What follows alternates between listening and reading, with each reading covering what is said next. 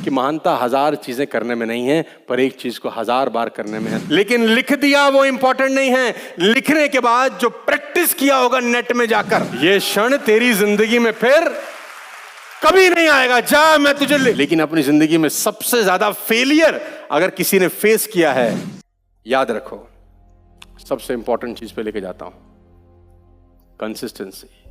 What transform average into excellence. जोर से पढ़ेंगे मेरे साथ साथ, इंपॉर्टेंट है इसलिए पढ़वा रहा हूं, साथ साथ पढ़ेंगे मेरे साथ। I have missed more than 9,000 shots in my career. I have lost almost 300 games.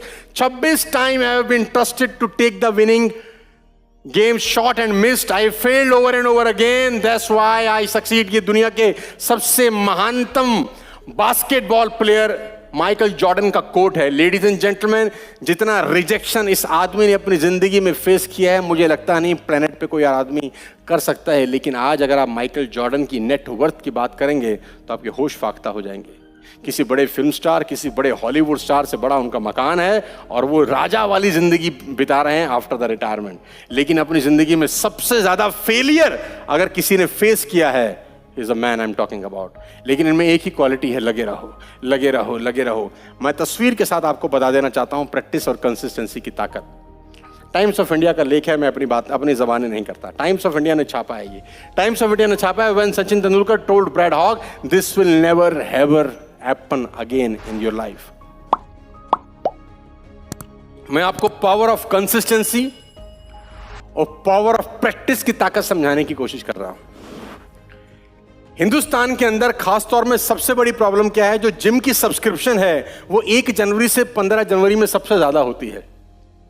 Gym जाने वालों की संख्या 1 जनवरी से 15 जनवरी के बीच में ज्यादा होती है, बिकॉज नया नया जोश चढ़ता है कि इस बार मैं जिम जाऊंगा, ये बॉडी बनाऊंगा, ऐसा वर्कआउट करूंगा, और ज्यादा से ज्यादा जिम की सब्सक्रिप्शन लेने वो निकल जाता है। लेकिन जैसे ही 12, 13, 14, 15, 16 तारीख आती है, धीरे धीरे उसका बुखार नीचे उतरना शुरू कर देता है, क्योंकि किसी भी काम को करना और करते रहना दोनों अलग अलग चीजें हैं। घटना जो आपकी स्क्रीन के ऊपर है, स्टोरी से समझाने की कोशिश करता हूं। ऑस्ट्रेलिया और इंडिया के क्रिकेट मैच में ब्रैड हॉग ने सचिन तेंदुलकर को बोल्ड आउट मारा, और ब्रैड हॉग नया खिलाड़ी था, लेग स्पिनर था, शेन वॉर्न की तरह गेंदबाजी करता था, और उसको लगा कि मैंने जिंदगी में सबसे बड़ा काम कर लिया, कि मैंने दुनिया के सबसे महानतम बल्लेबाज, जिसको क्रिकेट का गॉड बोला जाता है, उसको बोल्ड कर दिया। और मजे की बात तो यह कहानी यहां रुकी नहीं।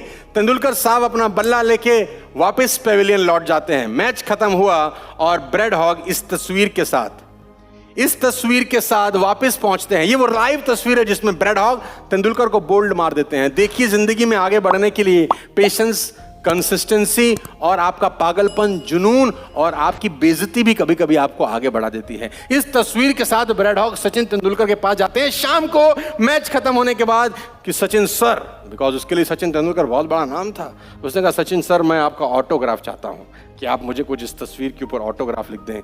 और टाइम्स ऑफ इंडिया का यह आर्टिकल है कि सचिन तेंदुलकर इस तस्वीर पे ऑटोग्राफ में लिखते क्या हैं। सचिन तेंदुलकर इस तस्वीर में, इस ऑटोग्राफ पे लिखते हैं, bread Hogg, this will never happen again. ये क्षण तेरी जिंदगी में फिर कभी नहीं आएगा। ये क्षण तेरी जिंदगी में फिर कभी नहीं आएगा। जा, मैं तुझे और ये लिखना तो आसान है। सोचो तेंदुलकर ने इसके बाद कितना प्रैक्टिस, और इसके बाद सचिन तेंदुलकर और ब्रैड हॉग 45 बार आमने सामने हुए। जब ब्रैड हॉग ने सचिन तेंदुलकर को गेंद करी, चाहे वनडे हो, चाहे टेस्ट हो, चाहे आईपीएल ही क्यों ना हो। लेकिन इस घटना के बाद ब्रैड हॉग सचिन तेंदुलकर को फिर आउट नहीं कर सका।